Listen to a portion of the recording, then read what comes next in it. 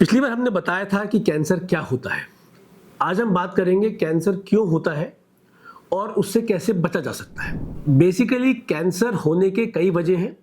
इसमें सबसे इंपॉर्टेंट वजह लाइफस्टाइल है, जो कि करीब 60 से 70% कैंसर कॉज करता है। उसके अलावा खान पान है, वो भी लाइफस्टाइल में ही आता है, बट डेफिनेटली कुछ चीजें अलग हो जाती हैं। हमारी जो इन्फेक्शंस है चारों तरफ, कई कैंसर उन इन्फेक्शंस की वजह से होते हैं। जो स्ट्रेस वगैरह होता है कई उसकी वजह से होते हैं। फिर हमारी जो शरीर की संरचना है, कुछ कैंसर उसकी वजह से होते हैं, उसमें लाइफस्टाइल का रोल नहीं है। और देन अनुवांशिक, हेरिडिटरी, 10% कैंसर अनुवांशिक होता है। उसका मैं आइडिया देता हूँ लाइफस्टाइल का, क्योंकि सबसे इंपॉर्टेंट कॉज वो है। कैंसर की सबसे कॉमन वजह तंबाकू या स्मोकिंग है। करीब करीब 800 केमिकल्स हमारे तंबाकू में होते हैं और उसकी स्मोक में होते हैं, और करीब 80 कार्सिनोजेंस हैं, यानी कैंसर कॉज करते हैं। तो हम तंबाकू खाएं या बीड़ी सिगरेट पिएं, वो हमारे शरीर में जाके हमारे डीएनए को डैमेज करते हैं। और तंबाकू से मुंह, गले, फेफड़ा, अन्ननली, लिवर, पेट, उसके अलावा फिर पेशाब में आते हैं तो किडनी, फिर औरतों में ब्रेस्ट, साथ में सर्विक्स, तो करीब करीब पूरे बॉडी में उससे कैंसर होता है। सबसे खतरनाक वस्तु है लाइफस्टाइल में वो तंबाकू है। 40% कैंसर्स इसकी वजह से हो। फिर आता है अल्कोहल। अल्कोहल अकेले तो खतरनाक है ही, लेकिन अगर आप बीड़ी सिगरेट के साथ में अगर आप अल्कोहल ले रहे हैं तो 1 और 1 11 हो जाता है। मतलब एक सेंस में अगर बात करूं तो अगर आप खाली तंबाकू या बीड़ी सिगरेट ले रहे हैं 10 गुना चांसेस होते हैं। आप खाली अल्कोहल पी रहे हैं तो 4 गुना चांसेस बढ़ते हैं।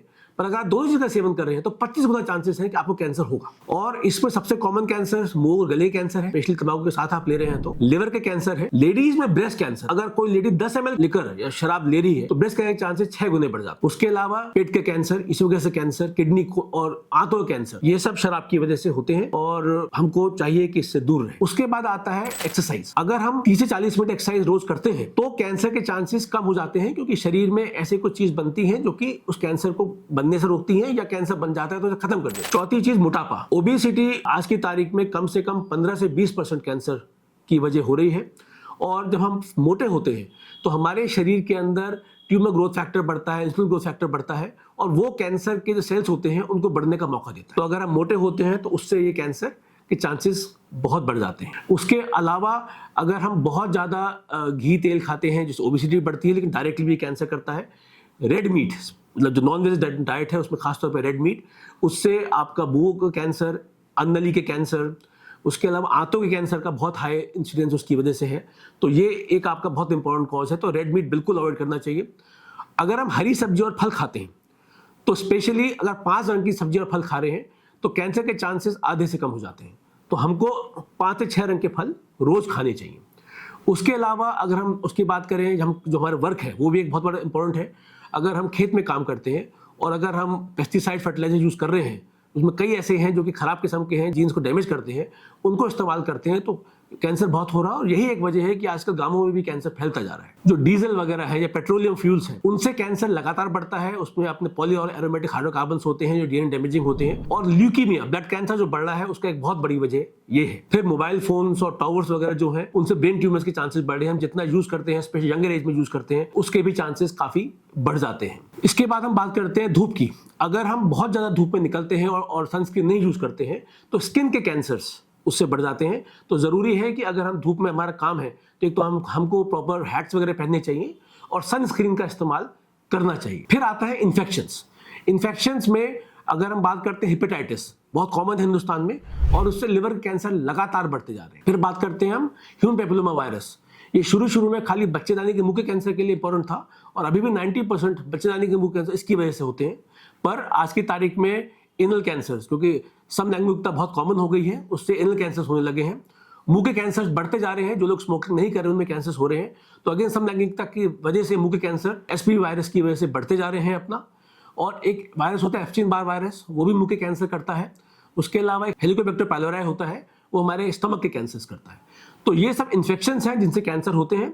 अच्छी बात यह है कि ह्यूमन पैपिलोमा वायरस और हेपेटाइटिस बी के वायरस के अगेंस्ट एक वैक्सीन मौजूद है, और हेपेटाइटिस बी का वैक्सीन सबको लगवानी चाहिए।